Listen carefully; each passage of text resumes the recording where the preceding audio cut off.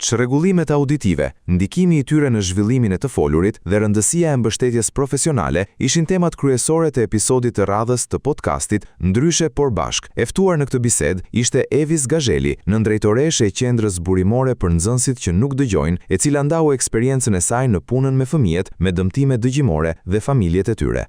Evis, mbas gjithë këtyre viteve, çfarë të frymëzon që ti të vazhdosh ende të punosh? Më frymëzojnë këto fëmijë, nevoja që ata kanë. Duhet t'i ndihmojmë në çdo hap. Shumë prindër nuk kanë informacionin e duhur për institucionin tonë. Gjatë bisedës, Gazheli foli për rrugtimin e saj profesional dhe sfidat e përditshme në punën me fëmijët që kanë humbje të dëgjimit. Ajo theksoi se puna në këtë fushë kërkon jo vetëm njohuri profesionale, por edhe përkushtim të vazhdueshëm ndaj nevojave të çdo fëmije dhe familjeje. Institucioni ku ti punon është qendra tani mbas shumë vitesh është bërë qendra burimore e nxënësve që nuk dëgjojnë. Ka ndryshuar. Dhe çfarë ofroni në qendrën tuaj burimore? Në qendrën tonë ofrojmë shumë shërbime, duke filluar që nga shërbimi logopedik, që shumë I rëndësishëm për këto fëmijë, nga shërbimi psikologjik, terapia e zhvillimit, fizioterapia, e cila është punëtur së fundmi për këto fëmijë, sepse tek neve, përveç mungesës së dëgjimit, humbjes së dëgjimit, që është primare, mungesa e dëgjimit, ne pranojmë fëmijë që kanë probleme edhe me komunikimin, dhe I shërbejmë, domethënë. Kush mund të përfitojë nga shërbimet e qendrës dhe institucionet ku ju? Çdo fëmijë nga mosha 5 vjeç, domethënë që është në moshën parashkollore, mund të vijë tek ne, deri në moshën 18 vjeç me mbarimin e gjimnazit, sepse ndryshe nga shkollat e tjera, ne kemi një moshë pak më të zgjatur në pranimin e fëmijëve me aftësi ndryshe. Një pjesë e rëndësishme e diskutimit ju kushtua ndikimit që kanë vështirësitë në dëgjim tek zhvillimi I komunikimit dhe I të folurit. Specialistja shpjegoi se humbja e dëgjimit nuk ndikon vetëm në perceptimin e tingujve, por edhe në aftësinë e fëmijës për të zhvilluar gjuhën, për të komunikuar dhe për t'u integruar në mjedisin social. Çfarë janë çrregullimet auditive? Çfarë përfshihet në to? Çrregullimet auditive ose ndryshe quhet humbja e dëgjimit. Humbjet e dëgjimit janë disa llojesh. Kemi të bëjmë me humbje konduktive të dëgjimit, të cilat janë humbje të përkohshme të dëgjimit, të cilat mund vinë nga raste të ndryshme, siç janë probleme me veshjen e mesëm, bllokimi I kanaleve të veshit, probleme me daullën e veshit, e të tjerë, sepse është pjesë mjekësore dhe mund të përmend vetëm pak. Kemi dhe humbjet sensoriale nervore të dëgjimit, të cilat janë të përhershme në 99% të rasteve. Nga si shkaktohen këto humbje sensoriale? Zakonisht këto humbjet mund të lindin bashkë me fëmijën. Mund të lindin bashkë me fëmijën, mund të jenë kongjentale, do të thotë janë genetike, të cilat mund të jenë edhe të trashëgueshme dhe në rastin tonë, domethënë dhe në eksperiencën e punës time kam shumë raste, të cilët kanë pasur prindrit dhe vazhdojnë të vinë dhe fëmijët pranë qendrës tonë. Këto janë gjenetike, trashëgueshme, siç e dim domethënë. Raste të tjera janë edhe nga përdorimi I antibiotikëve të nënës gjatë shtatzanisë, infeksioneve të ndryshme gjatë shtatzanisë dhe pas lindjes së fëmijës.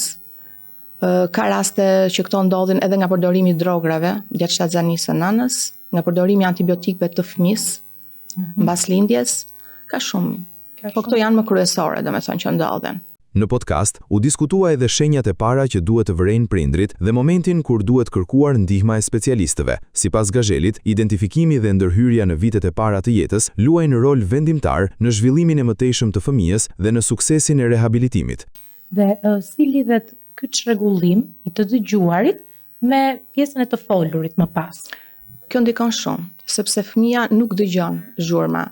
Dhe kjo kuptohet sepse tani ne e dimë që fëmia dëgjon që në barkun e nënës. Dhe mbas lindjes, ai mund të imitojë diçka, por këto imitime fillojnë të bëhen shumë të ngadalta dhe ai nuk arrin të imitojë ose të belbëzojë më.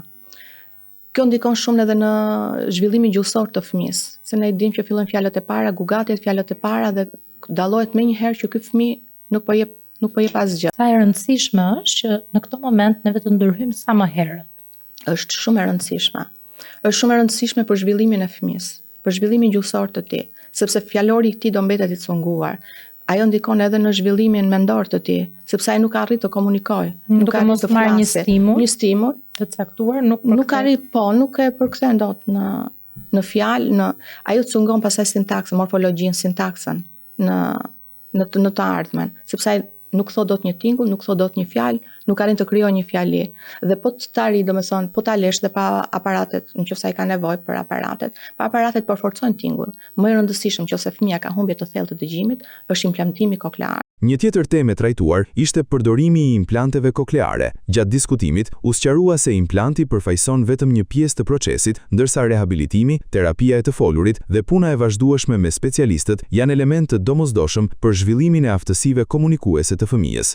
Të flasim pak më konkretisht për aparatin e dëgjimit që vendoset me operacion.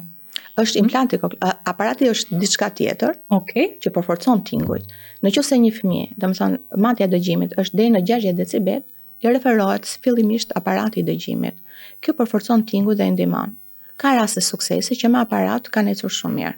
Aparati Evisa vjen një moment në cilën ai duhet hiqet apo mbahet gjatë gjithë jetës? Mbahet gjatë gjithë jetës. Nëse fëmia ka humbje të thellë të dëgjimit, është implantimi koklear, është ai aparat që ne dimë që përbëhet nga dy pjesë, por që bëhet në mënyrë kirurgjikale, sepse vendoset është pjesa e brendshme që vendoset aparati tek pjesa e koklesë së veshit dhe pjesa e jashtme që vendosim pjesën është mikrofoni procesori që proceson tingujt, është edhe pjesa e magnetit që përcjell tingujt tek nervi i dëgjimit dhe ato pastaj në trup për të folur. Vëmendje të veçantë mori edhe rëndësia e logopedisë në ndërtimin e të folurit dhe komunikimit pas diagnostikimit ose vendosjes së implantit koklear. Sipas ekspertes, rezultatet më të mira arrihen kur specialistët dhe familja bashkëpunojnë ngushtë dhe kur puna vazhdon edhe në mjedisin familjar. Evis, duke e lidhur pak me logopedin, mbasi vendoset një aparat dëgjimi ose një aparat koklear, si nis logopedia me një fëmijë? Mbasi bëhet operacioni, kur mjeku ORL dhe audioprotezisti japin okejn për të zhvilluar terapin, megjithëse logopedia është që në momentin që bëhet programimi i aparatit, logopedia është është pjesa më e rëndësishme e këtij procesi. Në bashkëpunim me mjekun, audioprotezistin dhe familjen, logopedia bën vlerësimin e fëmisë në radhë të parë, që është pjesë e saj, dhe bën dhe planin e punës për këtë fëmijë se si do të bëhet, si do zhvillohet më pas. Në bazë gjithmonë, plani punës bëhet në bazë të nevojave të këtij fëmie. Mbasi zhvillohen mjaft episode të ndryshme, dua të them seanca të ndryshme. Për mendim, unë po flas për eksperiencën time personale. Unë mbështetjen kryesore kam familjen, sepse nëse ti, duke parasorja është pjesa mjekësore, nuk dua ta diskutoj këtë pjesë, ajo është, por familja është më e rëndësishme, por familja është pjesa kryesore, është ndihma kryesore në ecjen e punës përpara. Podcasti solli gjithashtu histori konkrete nga puna me fëmijët me dëmtime dëgjimore, duke dëshmuar se progresi është i mundur kur ndërhyrja është në kohë dhe mbështetja është e vazhdueshme. Në fund të bisedës, u përcoll edhe një mesazh për prindrit që përballen me një diagnozë të tillë, duke i inkurajuar të kërkojnë ndihmë profesionale dhe të mos humbasin besimin në aftësitë e fëmijëve të tyre. Person që nuk dëgjon, që nuk ka dëgjuar kurrë asnjë tingull, po themi, dhe nuk e ka marrë reagimet, unë kam parë faktikisht dhe jam krenare sepse që në 2000 kam 99 2000, po e lëm në vitin 2000, kam trajtuar një rast me koklear. Mbas një specializimi që bëra në Padova të Italisë, më referua ky rast që ishte bërë operacioni në Itali dhe e kam ndjekur këtë fëmijë. Kjo vajzë si ka qenë në fillim? Në fillim, domethënë ishte, nuk e di, nuk dita përshkruaj atë fëmijë kur audioprotezisti i bënte programimin e aparatit, i cili fillon programimin mbas operacionit, fillon 2 ose 4 javë mbas operacionit, dhe ai bëri programimin. Gëzimi asaj vajze nuk arrin ta përshkruaj dhe më vjen të qaj edhe në këtë moment, sepse u gëzua aq shumë dhe nuk dinte ç'të bënte. Kthente kokën, pra nuk dinte nga i vinin zhurmat, domethënë dhe u knaq, domethënë ajo dhe me të vërtetë si u knaq që e vuri aparatin dhe dëgjoi atë tingull, ashtu eci dhe jeta. Ajo ka qenë një ndër rastet më të suksesshme të mia. Kam pasur edhe një rast tjetër, domethënë se sa më e madhe është edhe më e kuptueshme pjesa dhe terapia bëhet pak më e lehtë sepse fëmia dhe kupton. Por që ky fëmijë dhe kur e kujtoj sot dhe emrin asaj vajze, dhe vajzës time, se ishte një vajzë mjaft sociale, domethënë në maksimum, dhe ishte një fëmijë jashtëmase i zgjuar, shumë inteligjente dhe eci shumë shpejt. Ai bëri një operacion në Amerikë dhe erdhi, e kam ndjekur me terapi. Edhe shkonte, kur mësonte fjalët e para isha aq e gëzuar se ishte 7 vjeçe dhe shkonte, ky është peshku, ky është kjo. Edhe nuk i bënte fare, domethënë nuk kishte fare emocione, tregonte që unë di të flas, domethënë dhe unë po e dëgjoj ose unë di të flas, domethënë e kuptoj se çfarë është kjo. Evis, ke një thirrje të fundit për prindrit?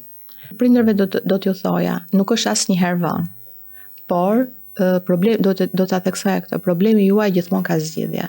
Në qoftë se ju do komunikoni me një mjek, duke filluar që nga mjeku pediatër, kur fëmia juaj është i vogël, dhe më vonë me mjekun ORL, fëmia do gjejë zgjidhjen e duhur.